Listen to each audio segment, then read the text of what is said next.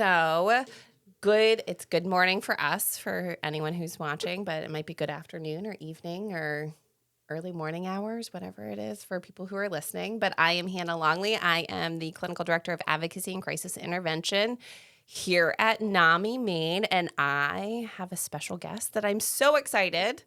If you'd like to introduce yourself.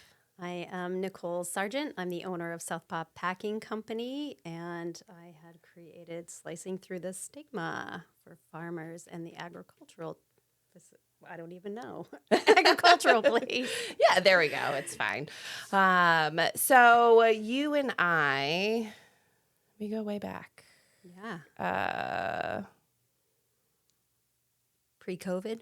I know. That's why I feel like everything is COVID dated, but I feel like it was like a year or two before COVID too. Right before COVID hit. It was right before COVID hit? Okay.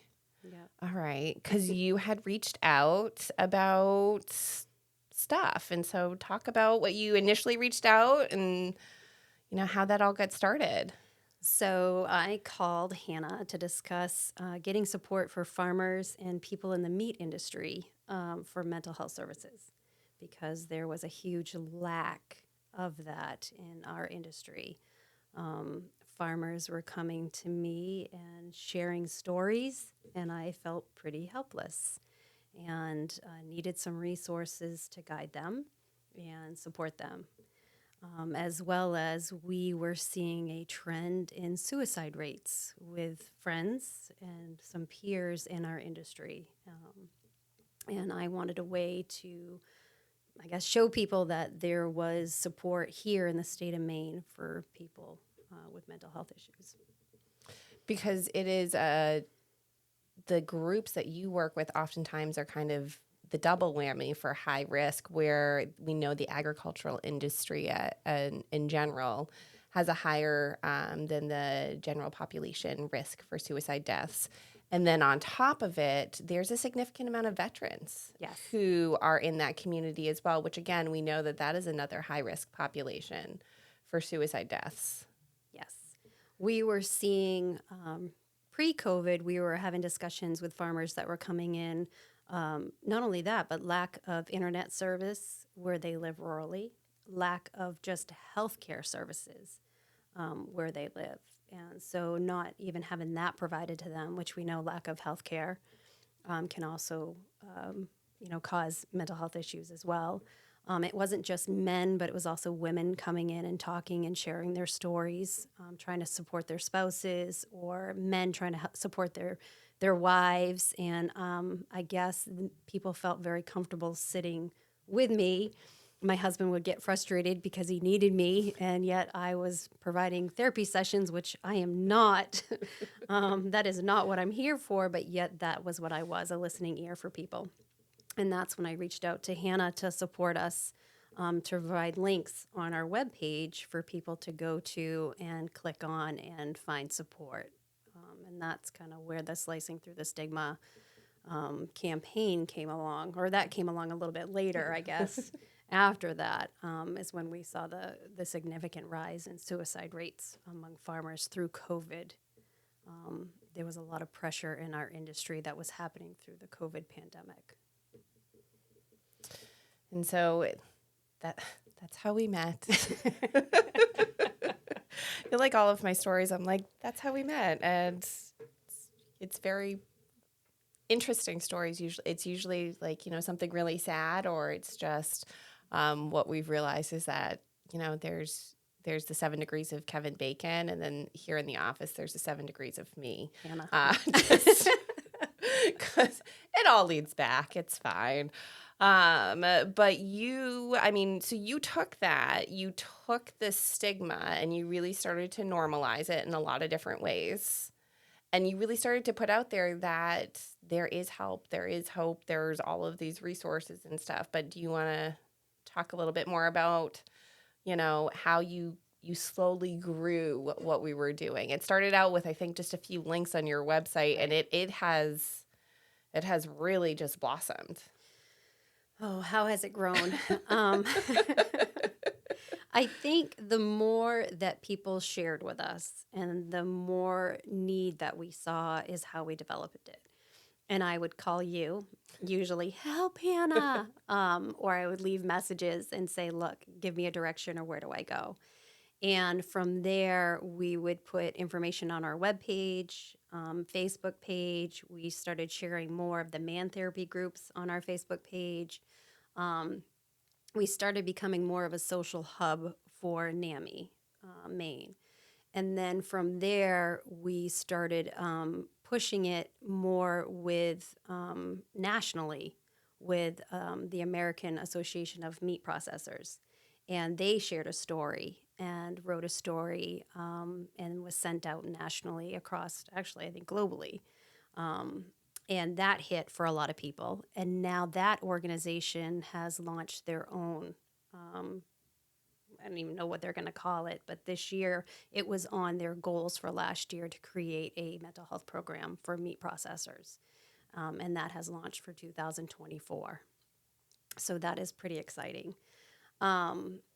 We continue to, we did a fundraiser last year with a bike group that is affiliated with a church, and they raised money and they were trying to raise awareness, and they gave a lot of great publicity.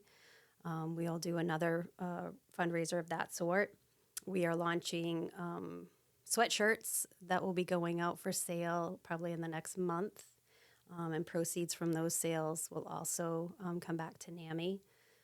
We continue just to kind of push the envelope, and we've had, I think, Niche Meat Processors has also come on board and is going to help try to write something for us. So I think it's just being active, Just getting out there. just getting out there and not being afraid to get out there. And I think the other piece of it too is not being afraid to share your own story. And I think that's kind of what sets us apart in the meat industry, because it's a tough group of individuals. The men and women are very tough. And I think having someone like us here in Maine share our stories, because Mainers are generally tough and we just take it on and we just do it. And I think we are very open with our customers, and we're very open with anyone that comes to our facility, and we share our stories openly. If we're struggling, we write that in our newsletters. We tell people where we are, mentally, physically, everything. And I think it just opens a line of communication. So I thought about a couple different things as you were talking. One, you were nervous about our coming on this podcast, but you literally launched a global news story. All around the world, they're talking about what we're doing, but our NAMI Maine podcast, that's where it is. You were talking about, like, you would call me and we would discuss things. I just want it on the record for anyone who's listening. You always had these amazing ideas and initiatives, and it was basically like you'd call and be like, yeah, that sounds awesome. What can we do to support you? And just kind of, do all of that. I joke, you do the hard stuff. I get to do the fun stuff of just being the cheerleader, being like, woo, go Nikki. And so, I really just want to kind of reinforce that for anyone who's listening, is that it wasn't me, it was her. So that's out there. I think everybody needs a champion in their back corner. And I think Hannah's my champion by far to say, yeah, that's okay to do. I think somebody, or for someone like me who is a go-getter, sometimes we do need the reins pulled in. And I think having Hannah be someone that says, hey, try it this way, or you can do it this way, or let's approach it this way. And especially with something with mental health, because there is such stigma. I'm not always great with my words or conveying a message. So I think sometimes it's important to have someone who is a professional help you and support you that way. And that's where I really lean on NAMI to help me with that, because I put my foot in my mouth a lot. I fill up half the blooper reels for the podcast. So I don't know why you think that that's me, but okay. To loop back around, though, is you brought up a really good point in the fact that our Maine culture is all about particularly the farming industry. Every farm, it's an independent farm. Like, we have to be independent. We have to be self-sufficient. Yes. At the same time, it's such close-knit communities. And so something happens, like, yeah, we're going to help you out and we're going to lend those resources. I live in a farming town, and literally you see someone's tractor is broken down. You see someone else driving down the road to go and hay their fields for them and stuff like that. And, so I find it such an interesting dichotomy of rugged and fierce independence, but also we are a community and we look out for each other and we take care of each other. Exactly. It is so weird that when you put it in that perspective, because it is true, like fiercely independent, yet we do rely on one another. We all the time. And I kind of think it's such a conundrum, because when it comes to your health, they don't ask for help. They'll just, my husband's the worst, and I can say that. He fights through all health related issues and will not ask for help. And I think it's important that we do open up these lines of communication for people to say, hey, yeah, you can help to have your tractor fixed. You can also look for help to get mental health, addressed, especially if you need it. And I think what's important too, that we don't see there's a lot of female farmers in the state of Maine, a lot. And a lot of women do not take care of their personal health. And hormones is a huge thing that plays a role in your mental health. And we don't address that enough. And I think that's another conversation that needs to be, talked about more in our services, from perimenopausal to menopausal to all of that. And again, that's something that we'll be tackling, for female farmers. It's something I hope to enlighten them on, to say, hey, no, you're not crazy. This is what's going on in your body. It's those little things, because again, we're farmers. We just need to tough it out, push through, whatever. Well, particularly if you are a female working in a male-dominated field, it's how do I keep up and show, I think that we have come a long way, but you really look at male-dominated fields, the women in there almost go overboard in proving and showing that they are tough enough to keep up, and that they deserve to be there. It's one of those, I played sports with a lot of males, ice hockey. I'm going to age myself because there's a whole girls' league now. They did not have that. Well, they started it as I was getting older, but we had to play with the boys. And it was one of those things where I oftentimes would lead with penalty minutes, because I'm like, I have to show that I am tougher than you are to show that I belong here, or else I'm going to get kicked out. And I'm going to, and so, but women in general also, I find that, women in general end up putting everything for themselves on the back burner and saying, well, my kids make it to their appointments, and my husband makes it to his appointments, and oh, wait, I'm supposed to have an appointment too? But I took care of everyone else. Yes. I just don't have capacity now to take care of me. Yes. And I see that a lot. I see a lot of, right now, some of the farmers that we work with in our processing plant, they're taking care of their children or aging, their elders, plus trying to run and maintain their farms. And that's something that you see that wear on them every day. I was there. I cared for a woman in my home for years. And when the pandemic, took us down, it really took us down, because I couldn't juggle all of those balls in the air. It was really difficult for that. And I had to make some life changes. Had I not had the resources to talk through or work through those, I would be in a very different circumstance right now. And I think that there's a lot of farmers who do that. Meat processors, the meat processing plants, we work in very cold, dark environments. Don't have a lot of light. We work under fluorescent lights like this. And, you don't get out and get that vitamin D. And I think that's the other piece of it, is that, you've really got to create environments that are healthy for people and also healthy to talk about things. So. And really decreasing that isolation. Yes. So, and I think that that's one of the things that you've done that is absolutely beautiful, is that you have opened the door so that the conversations are being had. It's not just, no, we don't talk about that. I always go back to, oh my goodness, and Don't talk about Bruno. Yes. I think of that all the time. So I'm blanking on, I can sing all of the songs from that.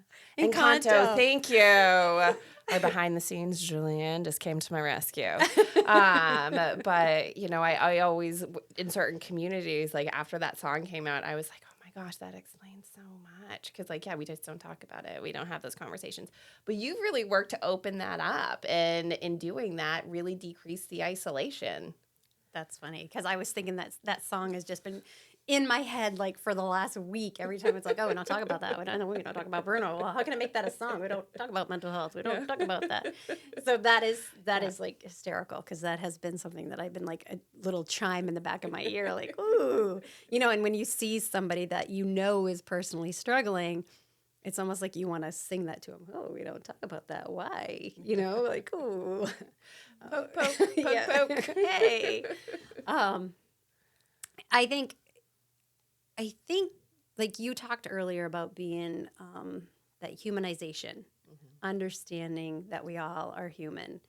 And like I said, I'm at fault for that because people will find me very cold or very not open at times. And I think when you let down those walls and you let people realize that there are, we are human, we do have feelings. And, when you can open up a little bit more, I think people realize, ooh, maybe I should tell people this, or maybe if I can get this out, this will make me feel better. Because so many people hold so much in. And I think we'd be a happier world if we could just especially our farmers. I mean, think about it. They give us food. They provide so much to us, flowers, all the things, the grains, everything they do. And they're passionate about feeding people. They should be just as passionate about taking care of themselves. And I think, going back even more about the humanization, I think that a lot of people, our food goes on to a big truck. It gets delivered to the grocery store. We walk around the grocery store and we pick out what we want and we lose that connection. We forget what actually went into that and all of the work and the turmoil and the sweat and just passion. That a lot of the folks who live or work in the agricultural industry, they're passionate about what they do, which is really, I think is awesome. Like my grandfather always said, you have to go to work every day of your adult life. So make sure you pick something that you're passionate about and you'll want to go. And that's really, when you look at the people have to be passionate about the amount of physical labor and hours and just all of the work that goes into it. It's a labor of love. It is not, they don't do it because of money. They don't do it because they're going to have somebody with a TV, on them like, oh, this is amazing. They do it because they love it. And they truly want to nourish your soul with whatever it is they're providing. And again, the message for us is to get, for them to start nourishing themselves and take care of themselves. And I know you and I have talked a lot, for the folks that we lost tragically to suicide, I wish they had known that there were people they could have reached out to. I wish they had had the health support for the people that were struggling with medical issues that they didn't know how to get. I think it's those kind of things that I hope to furbish the information so that we don't have more loss, especially here in the state of Maine. And that's kind of what pushes us to do this campaign every day, is just to say, hey, we're here, And really, when you look at a lot of the risk factors in your industry, in the veteran industry, in a lot of the high-risk populations, particularly the male populations, it's that loss of identity. It's a labor of love, but it becomes an identity. And so those physical health complications that arise, land, I think that we hear about the PFAs or the forever chemicals, and we hear about that and we lose sight of the fact that that's people's generational home, that's people's identity, that's their passion, their love, and the loss of that. And again, that humanization that you hear about it and you're like, oh, that's too bad. Well, that's decades of someone's work, or they fall and they break their arm. Depending on what season that's in, that's make it or break it for them. And again, we miss that human connection with it. Yep. Remember that everyone has a story, and the story happened way before you met them or before you started speaking to them. And I think we forget that. and know their story before you judge them. I'm guilty of that. It's something I work on every day, and I should know better because, I have my own personal story and my own journey I've been on that has made me who I am. And I think that's important for others to remember with everyone that you meet every day. We all have a story that we have carried with us. And especially for the farming, like you said, it is identity. It is their identities. And that, to wrap up before we get into our fun fact, we're just getting our time cue.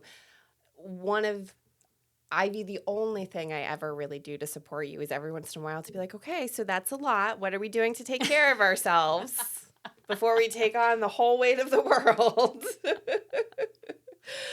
So how do you see, with the normalization conversations, that whole self-care factor into it?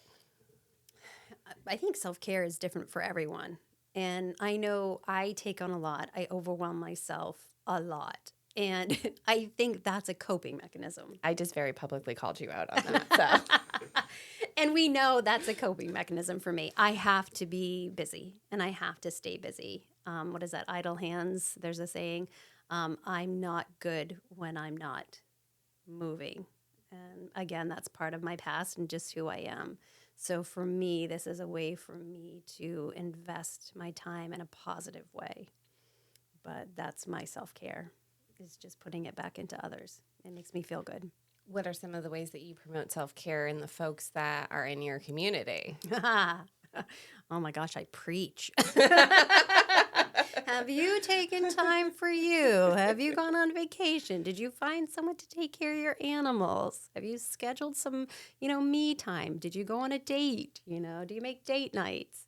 We try to offer, if we know the individual, we've offered to cook a meal for someone. And again, like you said, the farming community is very tight. The meat processing community, we are trying to tighten up. That is something that's not very tight, but we are working on that here in the state of Maine. And I think because the farming community is so tight, we all seem to step in and help each other with self-care.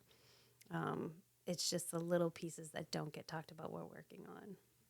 And what I love is that, usually when we talk about the stigma and the isolation is that we talk sometimes about all of the things that we do when someone has a physical health problem. And we raise money and we offer to buy meals. We offer to watch people's kids. We do all of that for a physical health diagnosis. And I love the fact that you guys extended over to mental health too. You're having a hard time. You're really stressed out. Let me make you a meal. Let me show my support the same way I show it for a physical health condition. And so that normalization over to it. Yeah. And we send, what a lot of people don't know is we send letters, we send cards, ourselves personally, we'll send them to our customers or on Facebook now, we can send a message and say, hey, look, I'm thinking of you today. And I think those little things go a long way too. Really chipping away at that isolation. Yeah. All right. So I prepared you like I prepare everyone else for as we end. Oh, I forgot to do at the beginning. This is the Danger of Silence podcast. I forgot to do all of that introduction. This is why I don't know. Here I am. I'm a bad influence. So we're wrapping it up, and I'll introduce our podcast. I introduced us personally, but it is tradition on our podcast that everyone who is on it has to do a fun fact about themselves. So my fun fact, something that someone probably would never know about me, is I really love Yerma and Yo-Yo Ma. Mm-hmm. I don't know what that is. So they are like composers of classical music. Really? Or a pianist and a cellist. Really? Yeah. So I thought that would blow you away. That does blow me away. So that's like a self-care for me. That's what I listen to and when I'm driving or in my office. Yeah. A lot of people do not know that about me. No. 2 of my favorites. I have to be honest. I thought that you would be like, I listen to 80s music a lot. Like Well, I pictured like you rocking out to Cyndi Lauper as much as I rock out to and Cyndi that's like a Lauper. I don't know normal. why. Okay, so that's like a normal thing for me. I can go from Megadeth to Metallica to, Cyndi Lauper, all of okay. that. Yeah. Okay. So that's totally just All me in right. general. But like a fun fact that people just wouldn't know For is your that relaxation. yeah, like or just Yeah. in general, like people are when they come in my office and I'm playing it, they're like, I had no idea. Yeah, Bach, all of that. That is a fun. It's like, and that's like a way fun. Like people are like, what? That is. Yeah. Oh, I like that one. Huh. Yep. I mean, I can even do like, your grandparents with the old radio where you could like sit and put your ear up to the old staticky radio. Yeah, like all those really old like sway music kind of stuff. That's the stuff I would listen to every once in a while. Yeah. Oh. But yeah, but Yerma and Yo-Yo Ma are my two favorites. So your go-to. Yeah. Huh. Wow. Yeah, I wanted one that would blow you away. Yeah. Like I'm kind of reconciling those very like, yeah. Now I feel like mine's lame. I don't know what I want to do now. I was going to disclose that historically I have hated gluten-free food. Oh. I have struggled with finding any sort of gluten. I tolerate it. We have individuals in my family that have gluten allergies, so I will eat it, and I will eat it with a very big smile on my face and be like, oh, this is fantastic. I doubt they actually listen to this podcast, so I think I'm fine disclosing that I was faking it the entire time. But you introduced me to amazing potato chips, so naturally I'm going to love it.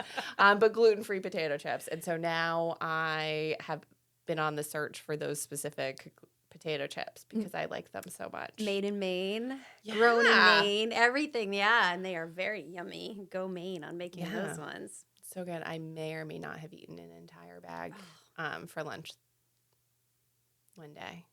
And they're not little, like the little like cute bags. It was a big bag. So what's the name of the company? It's a Made in Maine one. Oh, you had to put me on the spot. I'm sorry. Oh my God, there's been a great promo for them too. I can see it. It's Diggables. Diggables? Diggables. Okay. Anyone who's wondering, I have only had the white cheddar Diggables, but Those are the they were so good. Yep, the white cheddar and the plain sea salt are my faves. If you eat an entire bag in a short period of time, though, you will end up with a tummy ache. I'm just doing that in the interest of full disclosure because I may have gotten that. I did that on the way home from Fort Kent, yes. And just know that, yes, the product is they're grown in Maine, and then they're made down in Yarmouth, Maine, so it's even better. So you're definitely promoting local. You eat the gluten-free. It's awesome. I love it. Yeah, so I would say driving from Fort Kent all the way down to where you guys are down in Windham, Mm-hmm. that's a long drive. I drove from Windham to Augusta and ate the whole bag, so apparently I had poor impulse control. But they were really good. So, all right, anything final you want to add that you want our loyal viewers to know about, think about? I appreciate all the support I get from, especially from you personally. You guys have been you have been a rock. So I appreciate it. Like I said, you're my champion, and we love collaborating.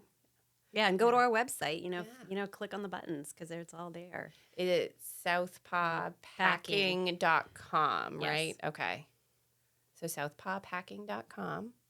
Yep. There's a lot of great resources on there, a lot of great stuff, a lot of great meat. Yeah. It's yummy. The meat market, yeah. There's gluten-free potato chips that are good.